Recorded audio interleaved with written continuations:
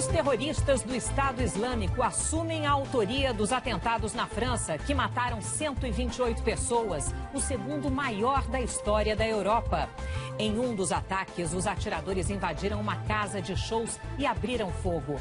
Imagens mostram a fuga em desespero de sobreviventes pelos fundos da casa. O país decretou luto, amanheceu sem transporte público e com o exército nas ruas. O governo francês classificou os atentados como um ato de guerra e os principais líderes mundiais prometem ajudar a França no combate ao terrorismo. 2 brasileiros foram feridos nos ataques.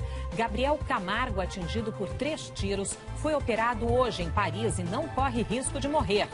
Camila Issa foi atingida de raspão na mão. E ainda, presos em São Paulo, 2 homens suspeitos pela agressão e morte de um torcedor do Santos. E os últimos preparativos para o treino que vai decidir o grid de largada do Grande Prêmio de Fórmula 1 do Brasil.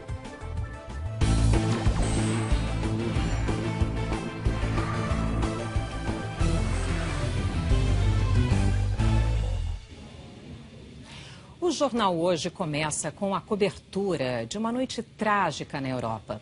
A França amanheceu em luto depois do maior atentado terrorista da história do país e o segundo maior do continente. O Estado Islâmico assumiu a autoria dos ataques com bombas e tiros que mataram 128 pessoas e deixaram mais de 200 feridos. Eu vou conversar agora com o nosso correspondente Roberto Kovalik, que chegou a Paris hoje de manhã. Kovalik, boa tarde para você. Você está bem perto do Bataclan, que é aquela casa de espetáculos, né, que sofreu o maior dos atentados, não?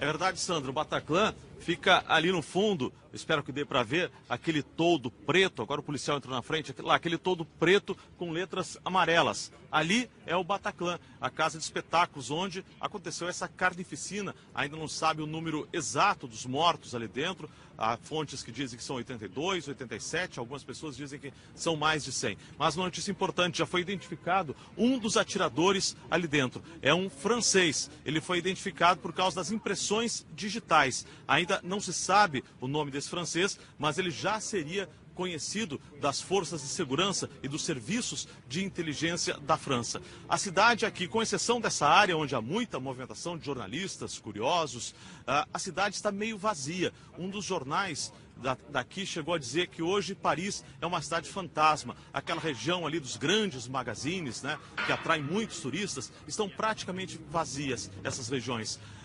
Os aeroportos e os terminais de trem funcionam normalmente com segurança e esse mega esquema de segurança que o governo francês prometeu, aos poucos está sendo montado. A gente vê nessas áreas mais que seriam alvos, a gente vê bastante segurança, mas a gente vê a cidade vazia. Uma das coisas que o governo francês quer evitar é aglomeração. Tanto que estão proibidos shows, os cinemas não funcionam, até o parque de diversões, a Euro Disney, fechou hoje. Ou seja, o governo quer evitar que ocorram novos atentados e pede para que as pessoas não fiquem em aglomerações. Sandra.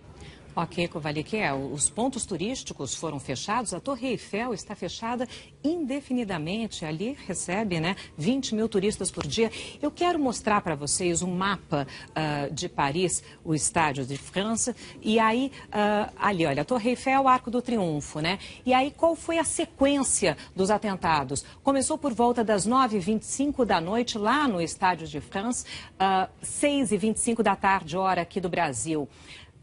Ao mesmo tempo, praticamente, foi atacado o restaurante Le Petit Cambodge. Aqui estavam 2 brasileiros. Na sequência, às 9h32, Casa Nostra. Depois, o quarto atingido foi a Rue de Charonnet, às 9h36. Logo depois, 4 minutos depois, o quinto a ser atacado foi a Brasserie Voltaire, às 9h43, e pouquinho antes das 10 da noite, o Bataclan, que era de onde estava falando o Roberto Kovalik e onde houve o maior número de mortos. Esse foi o pior ataque terrorista da história da França. Desta vez, as regiões escolhidas foram de grande concentração de pessoas. O presidente François Hollande classificou o ataque do Estado Islâmico como um ato de guerra. Os atentados foram em 6 locais de Paris. Por volta das 9h25 da noite, de lá, 6h25 da tarde, no nosso horário de Brasília. Uma bomba explodiu perto do Stade de France, onde 70 mil pessoas assistiam à partida entre as seleções da França e da Alemanha.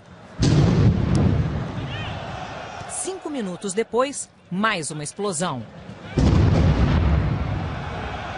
O lateral da França, Patrice Evra, parou por um instante sem entender o que estava acontecendo.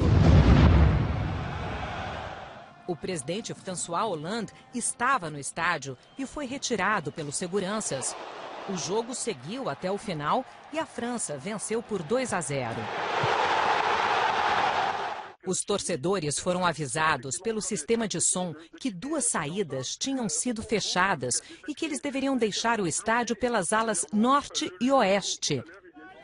A repórter da Globo News, Carolina Cimente, de férias em Paris, estava no estádio e contou como foi a reação das pessoas. A gente se assustou, algumas pessoas chegaram até a se abaixar, não digo deitar no chão, mas se abaixar atrás das cadeiras. Quem estava nessas alas que estavam fechadas tentou sair de qualquer forma. E quando foi proibido pela polícia de passar pelas portas, as pessoas se assustaram, se criou um clima de pânico e voltaram correndo para dentro do estádio. E aí todo mundo, claro, se assustou e invadiu o campo, o gramado. Quando os torcedores foram liberados, um deles fez estas imagens. Os franceses cantavam o hino nacional, a Marselhesa, enquanto saíam.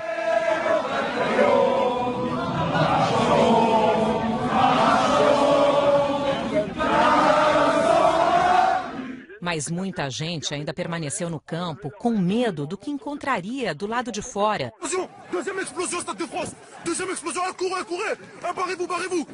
Simultaneamente aconteciam outros ataques em ruas da região leste de Paris, num bairro boêmio, onde fica a praça de La République, que fica lotada de jovens. Em 2 restaurantes, terroristas entraram atirando. Na casa de espetáculos Bataclan, 1.500 pessoas assistiam a um show da banda americana Eagles of Death Metal. Uma fã da banda postou uma foto minutos antes do ataque. O Bataclan estava lotado. Testemunhas disseram que 4 terroristas entraram atirando com fuzis AK-47. A ação durou cerca de 10 minutos. As pessoas tentavam sair desesperadas de tudo quanto era jeito. O jornalista do Le Monde registrou essas imagens do apartamento dele, nos fundos do Bataclan, e perguntava o que está acontecendo.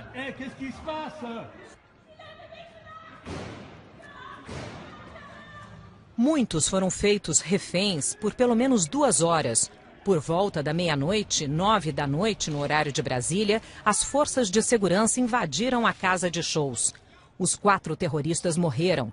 Segundo as agências de notícias, 3 terroristas eram homens-bomba e explodiram. Só então os agentes puderam concluir o resgate e libertar os reféns do Bataclan. O nome da casa veio de uma opereta. Foi lá que Maurice Chevalier, símbolo da canção francesa, despontou para o sucesso. Depois de ser destruído por um incêndio, ressurgiu como casa de música eletropop. O Bataclan foi alvo dos ataques mais sangrentos. Nas ruas ao redor, o sofrimento era geral. Pessoas feridas, sendo socorridas, outras pedindo ajuda. Brasileiros que estão em Paris contaram onde estavam no momento dos atentados. O momento mais assustador para a gente foi exatamente quando a gente estava na Gare du Nord, na estação de trem que a gente mudaria para o metrô, em que a polícia começou a vir correndo, dizendo: saiam logo da estação, saiam correndo da estação. E a gente teve que pular a catraca. Então foi bem desesperador esse momento, porque a gente não sabia exatamente para onde sair e de onde vinha algum possível ataque que a polícia estava dizendo para a gente sair correndo. Tentando procurar um meio de locomoção, tentando me achar ainda e compreender como que eu ia voltar para minha casa, dava para ouvir alguns tiros. Eu consegui entrar numa loja, consegui mais informações sobre o que estava acontecendo. Uma amiga minha foi ferida, umas outras pessoas estão no hospital, infelizmente, aqui nos próximos dias. Além do sentimento de perda e além do sentimento de luto, a situação de segurança no país vai ser muito caótica e muito tensa. Isso continua sendo muito perigoso. Um francês que estava do lado de fora do Stade de France foi salvo pelo telefone celular. Ele conta que comprou o aparelho na semana passada. Silvestre estava atravessando a rua, falando ao celular, quando foi atingido por estilhaços de uma bomba. E teve ferimentos no pé e na barriga, mas nada de grave. Ele diz que se não tivesse com o celular no ouvido, certamente teria sido atingido na cabeça. E promete guardar aí com carinho, o telefone que salvou a vida dele. Agora a gente vai falar com o correspondente da TV Globo na Alemanha, Pedro Vedova, que saiu de Berlim de madrugada e chegou hoje cedo a Paris. Nesse momento, ele também está no bairro dos principais ataques, na região leste de Paris. Pedro, boa tarde para você. Eu vejo que tem bastante gente até aí pertinho de você, né? Boa tarde, Sandra. Isso é uma falsa impressão porque esse é um lugar onde foi o momento mais sangrento, então as pessoas se aglomeram nesses lugares, mas ao longo de toda Paris, a gente andando sente uma Paris muito quieta. Isso faz parte também de um aconselhamento do governo francês para que as pessoas fiquem em casa. A situação, eles dizem, estar controlada, mas é tudo muito dinâmico. Eles ainda buscam montar as peças desse quebra-cabeça e impõem esse estado de urgência que eles podem basicamente controlar o funcionamento da cidade. E assim que eu cheguei, eu pude sentir essas medidas. Em geral, a gente demora no máximo 20 minutos para passar ali no setor de passaporte e demorou 1h40 para eu passar dali. Eles fazem realmente um pente fino, vasculham as bagagens e a gente vai entrando na cidade, vai vendo essa cena, um francês um pouco mais sisudo, as pessoas mais silenciosas. Mas isso não impede, claro, de que as pessoas circulem. Alguns estabelecimentos comerciais ficaram fechados, outros abriram, mas certamente esse é um sábado atípico aqui na capital francesa. As pessoas vão às ruas, apesar de tudo, doaram sangue. Eu pude presenciar uma grande fila de pessoas tentando fazer esse gesto de generosidade, mas o francês quer saber agora quando e como ele vai voltar a ter esse sentimento de segurança. O estado de emergência foi decretado pouco mais de 1 hora depois dos atentados. O presidente François Hollande saiu do Stade de France e foi para o Palácio do Élysée, sede do governo. Antes da primeira reunião com o Conselho de Ministros, ele fez um pronunciamento em que anunciava o estado de emergência e o controle total das fronteiras do país. A Prefeitura de Paris recomendou que ninguém saísse de casa. Uma força extra de 1.500 soldados foi enviada para Paris durante a noite. De madrugada, Hollande foi até a frente da casa de shows Bataclan e agradeceu os policiais, bombeiros e profissionais da saúde. De manhã, o presidente francês decretou luto nacional de 3 dias. Os especialistas franceses esperavam um ataque terrorista na França para breve, mas não imaginavam um horror dessa amplitude. Pelo menos em 5 investigações deste ano, as pessoas retidas e interrogadas teriam falado de um projeto de ataque na França, com alvo em salas de espetáculo. No Bataclan, os terroristas gritavam que estavam lá para vingar seus irmãos, que o governo francês estava matando na Síria e no Iraque. Há 2 meses, a França se uniu aos Estados Unidos nos bombardeios às milícias do Estado Islâmico, que dominam parte desses 2 países. Os atentados de ontem acontecem 1 mês depois da entrada em vigor da chamada Lei de Informação, que deu mais recursos legais e técnicos para a polícia francesa buscar e interrogar pessoas ligadas a grupos terroristas. E desde o atentado ao jornal Charlie Hebdo, em janeiro, os dispositivos de vigilância antiterroristas foram reforçados. A França é um dos países europeus que mais tem jovens atraídos pelos jihadistas. Segundo a polícia francesa, mais de 1.500 franceses têm ligação com estes grupos, especialmente o Estado Islâmico. Até o momento, não há informações de quem são, nem as nacionalidades dos 8 terroristas responsáveis pela carnificina no Bataclan e nas ruas ao redor. Um passaporte sírio teria sido encontrado ao lado de um dos terroristas mortos ontem. E há pouco nós ouvimos o Kovalik dizendo que um dos homens que estavam dentro do Bataclan seria francês. Bom, logo depois dos atentados, o presidente Barack Obama falou sobre os ataques e eu converso agora com o correspondente Fábio Turci, que acompanhou essas declarações. Boa tarde, Turci.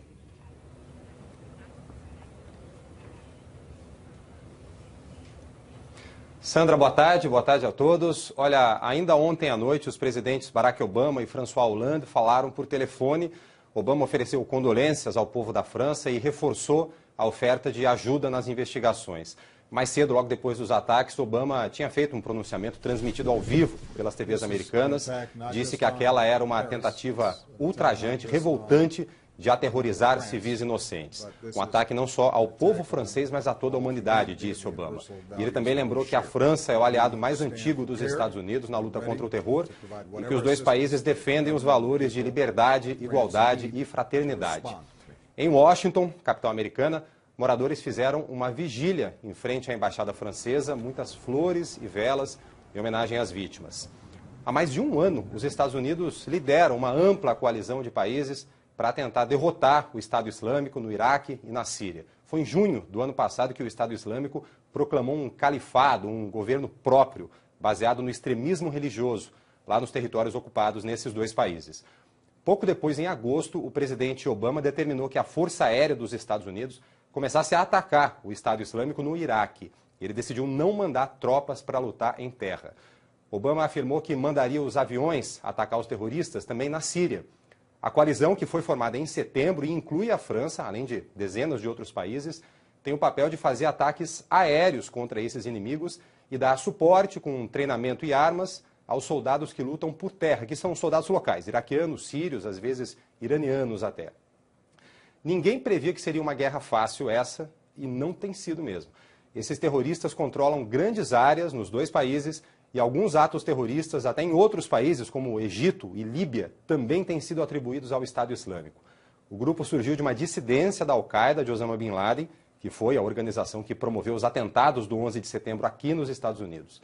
E enquanto as autoridades vêm se mobilizando esse tempo todo e se mobilizavam no meio do ano passado para iniciar a operação dessa coalizão, o Estado Islâmico ia fazendo propaganda dos seus atos de pura barbárie.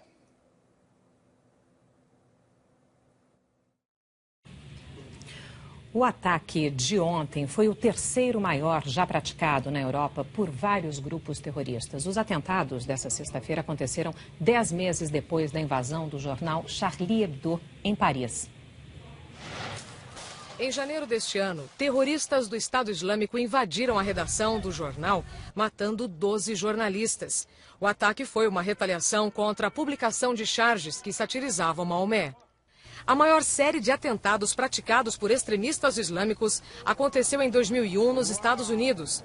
Os ataques simultâneos da Al-Qaeda ao World Trade Center, ao Pentágono e na Pensilvânia mataram quase 3.000 pessoas.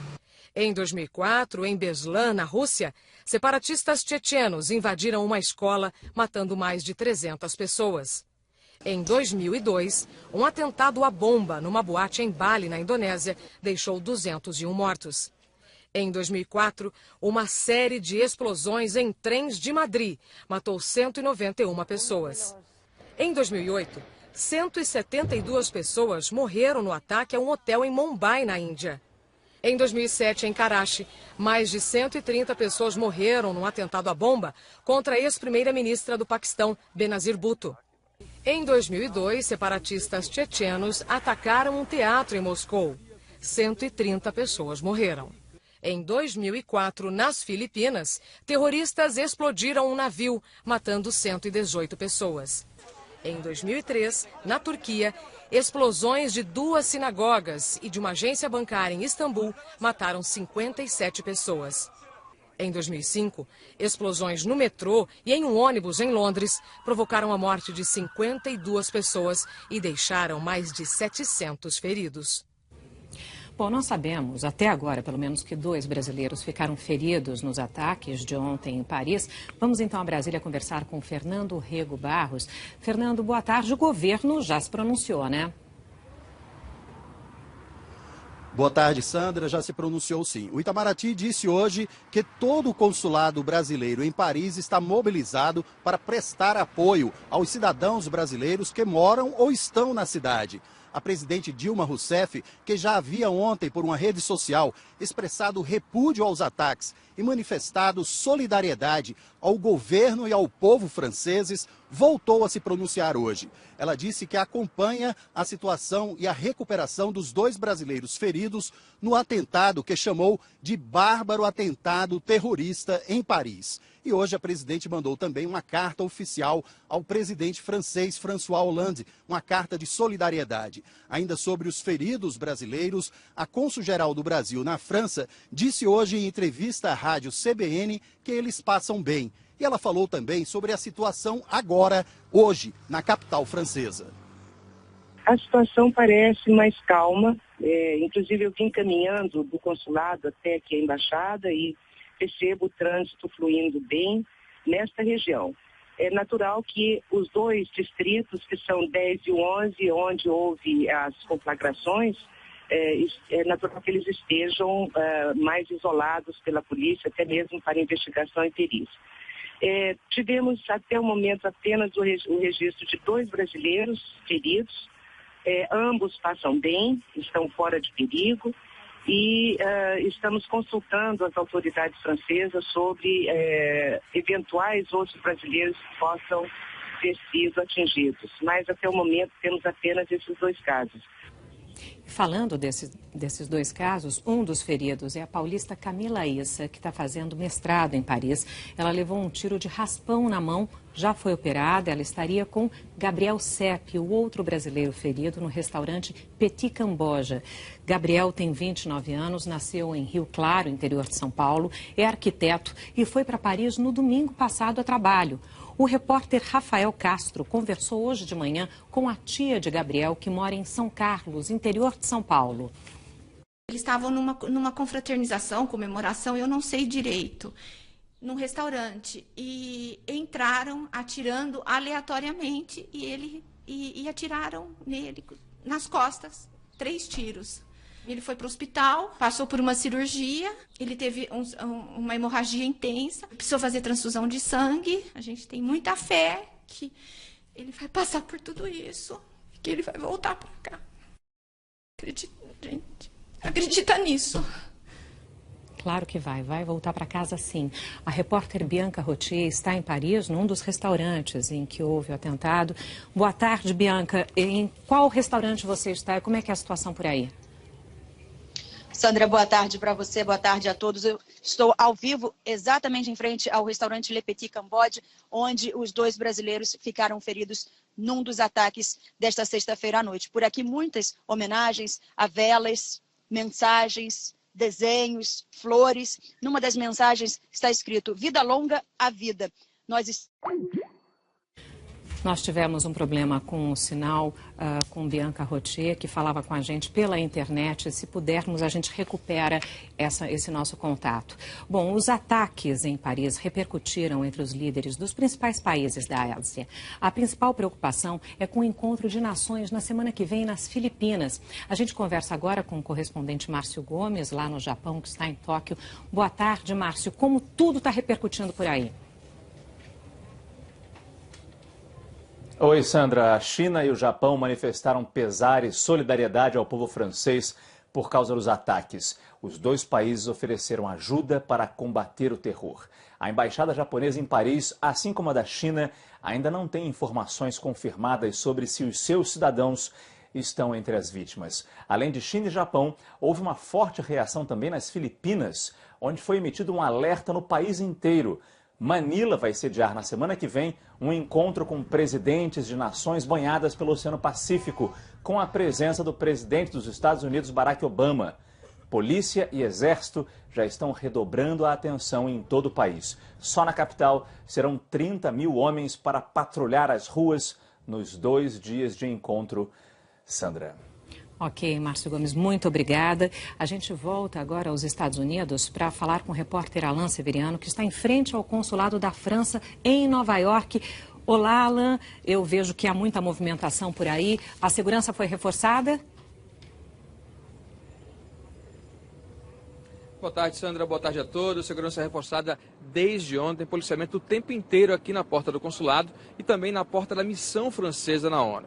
A gente lembra que o consulado fica aqui numa área nobre da cidade, na 5ª Avenida, bem em frente ao Central Park. É um prédio aqui de 4 andares. Vocês veem agora a bandeira da União Europeia e também a bandeira da França a meio mastro em sinal de luto. E aqui o tempo inteiro as pessoas trazendo homenagens. O pessoal da imprensa também aqui registrando. Olha aqui, a gente vê vários buquês de flores. Mas ali para a esquerda, umas velas nas cores da bandeira da França, azul, branco e vermelho. Alguns símbolos do país, inclusive, ali, ó. O Lúcio vai mostrar agora. Uma taça de vinho, até um pedacinho de baguete na França. Várias homenagens o tempo inteiro. Do outro lado aqui do prédio, da entrada do prédio também. Vários buquês de flores que a todo momento chegam aqui. Eu conversei agora há pouco, faz um dia frio aqui em Nova York. 9 graus, muito vento. Eu conversei com algumas pessoas que passaram aqui na rua e todas se dizem chocadas com a barbárie de ontem em Paris. Muitas estão com medo, algumas dizem inclusive que estão evitando o metrô esses dias aqui em Nova York, mas todas dizem que vão continuar saindo às ruas. A gente sabe que é uma cidade traumatizada pelo terrorismo, pelo que aconteceu em 2001. Os principais líderes mundiais repercutiram essa tragédia, os ataques de ontem em Paris. A chanceler alemã Angela Merkel fez um pronunciamento hoje e declarou que a Alemanha está pronta para ajudar a França. Merkel ressaltou: esses ataques à liberdade não são apenas contra Paris, mas contra todos nós. E é por isso que nós vamos dar a resposta juntos. E completou: é um ataque contra a humanidade e os valores que compartilhamos. Aqueles que acham que podem aterrorizar o povo da França e os valores que eles representam estão errados. O primeiro-ministro britânico, David Cameron, também declarou que a polícia está trabalhando sem cessar para manter os britânicos protegidos. Na Itália, o ministro do Interior, Angelino Alfano, elevou a segurança para o nível 2, como destacou o jornal La Repubblica. O país reforçou o controle das fronteiras. O primeiro-ministro espanhol, Mariano Rajoy, disse que todos estão com a França e que por isso vão lutar juntos contra o terrorismo e vão vencer. Ele acrescentou: os terroristas podem nos machucar, mas nunca vão nos vencer.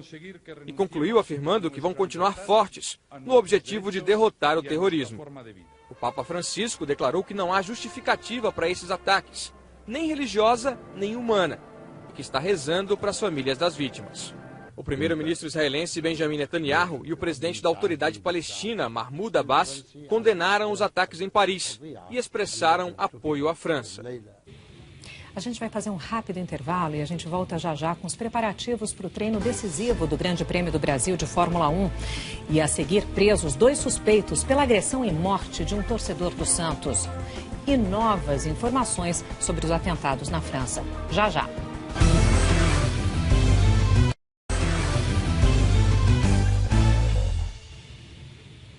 Foram presos em São Paulo os 2 homens que agrediram os torcedores do Santos no fim de semana passado.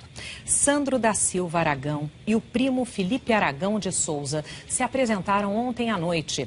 Segundo a delegada que investiga o caso, o motivo da briga foi um desentendimento e não uma briga de torcida. Nessas imagens dá para ver quando Sandro e Felipe chegam e começam a dar socos e pauladas em Alisson e no amigo dele, Gerson Ferreira de Lima, que fica caído no chão. Gerson morreu 3 dias depois. Sandro e Felipe vão responder por homicídio.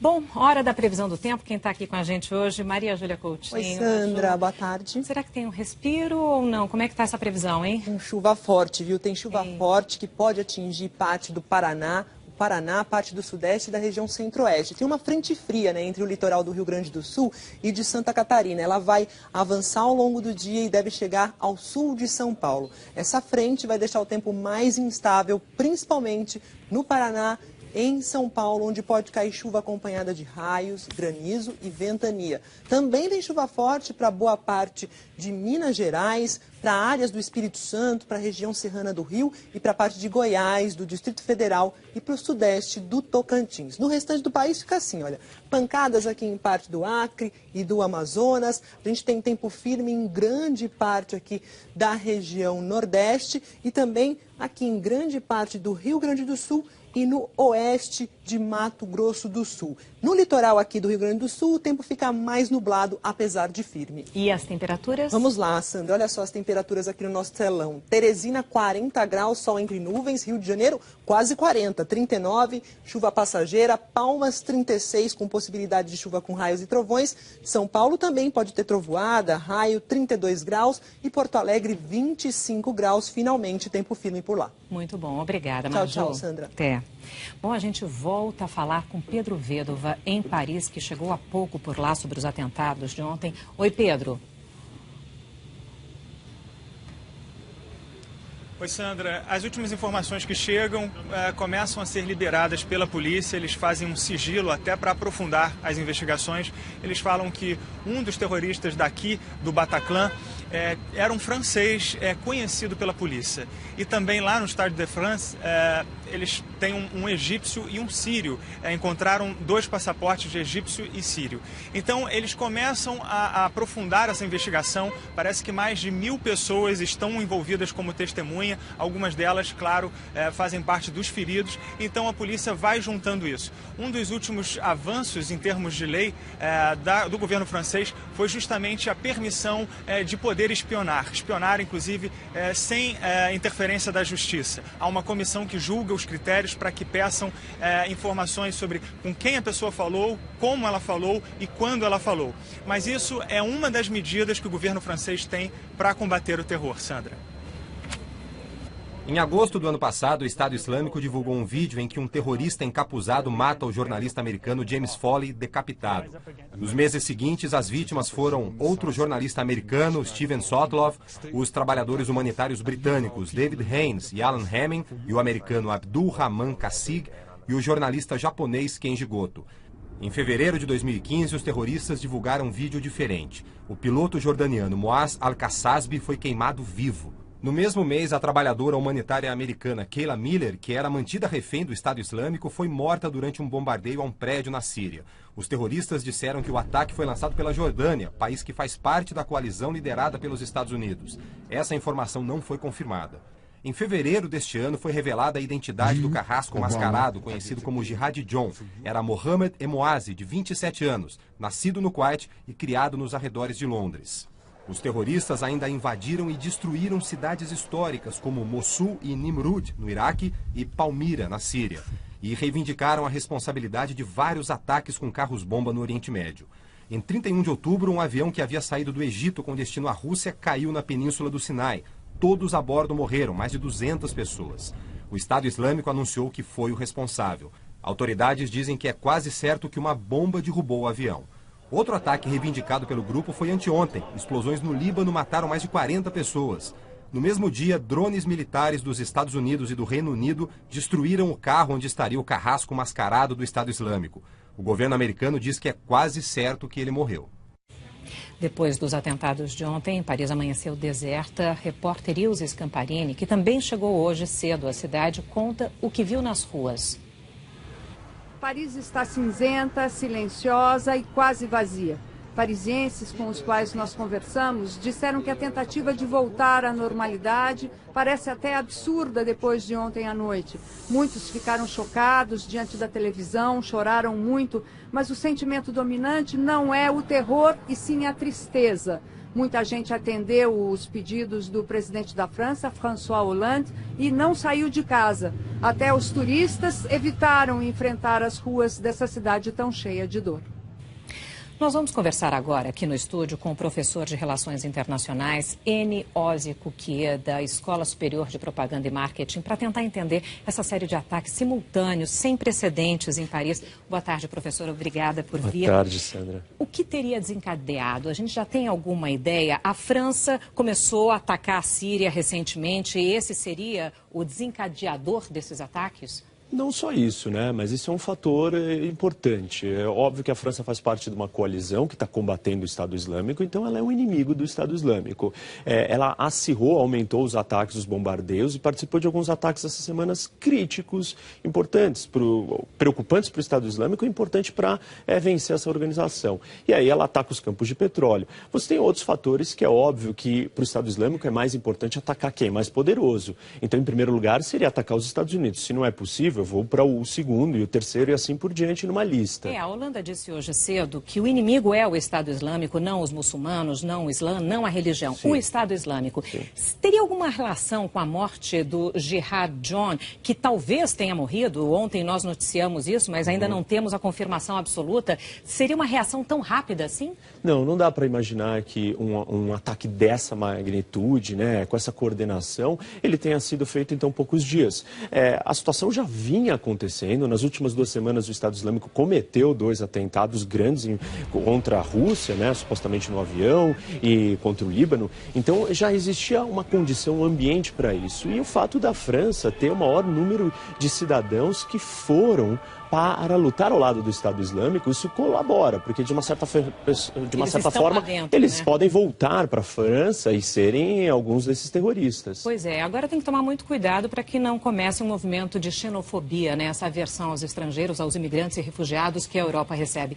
Muito obrigada, professor, por ter vindo ao jornal hoje. A seguir, o dia decisivo para o Grande Prêmio Brasil de Fórmula 1 e novas informações sobre os ataques na França. A gente volta já já.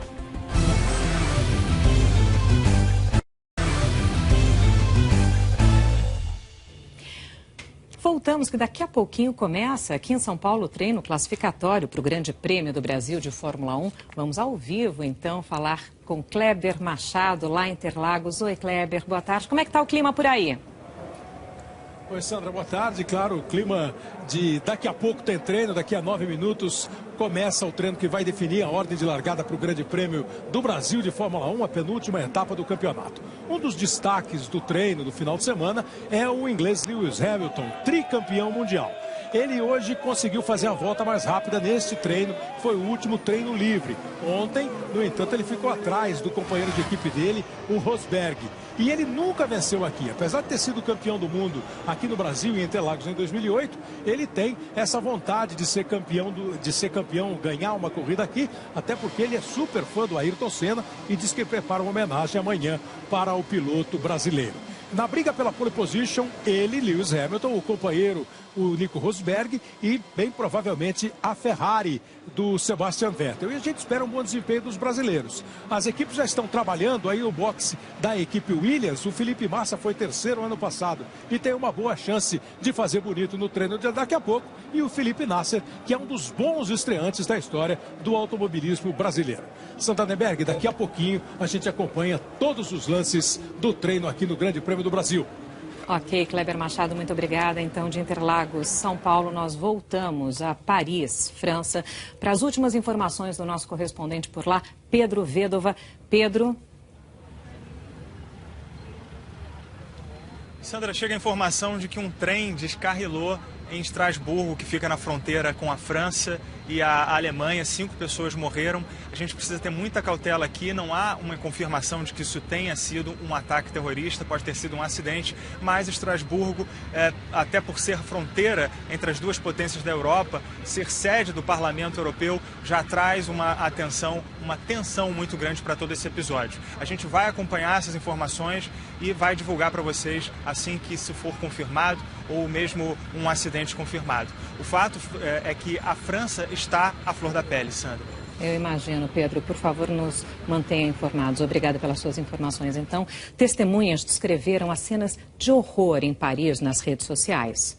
Uma mulher que estava assistindo ao show no Bataclan escreveu: "Chamem a polícia. O Bataclan é uma carnificina.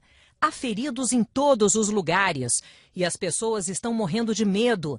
Temos 2 pessoas feridas conosco. Estamos aterrorizados." A banda Eagles of Death Metal postou nas redes sociais que ainda está tentando confirmar a saúde e a segurança de todos os membros da banda e da equipe de apoio. Todos os nossos pensamentos estão com as pessoas envolvidas na tragédia. Um sobrevivente do atentado à bomba, que estava do lado de fora do Stade de France, disse: "Eu estava a 5 ou 10 metros da explosão. Estou em choque." Todos nós estamos em choque. Eu volto a conversar com Roberto Kovalik. Kovalik, suas últimas informações, por favor.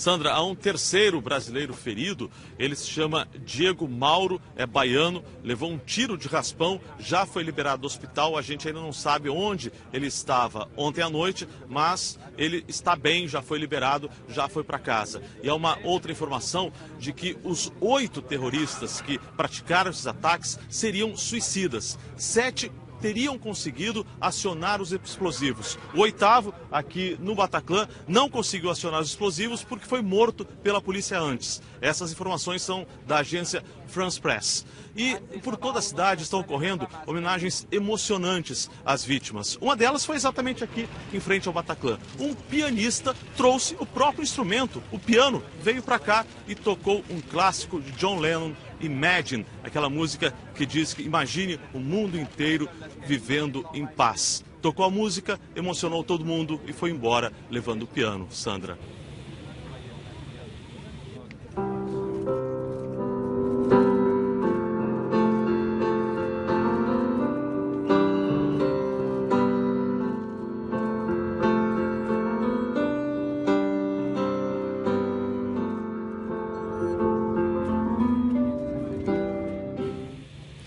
E assim nós encerramos essa nossa edição especial do Jornal Hoje. Você acompanha outras notícias no Jornal Nacional.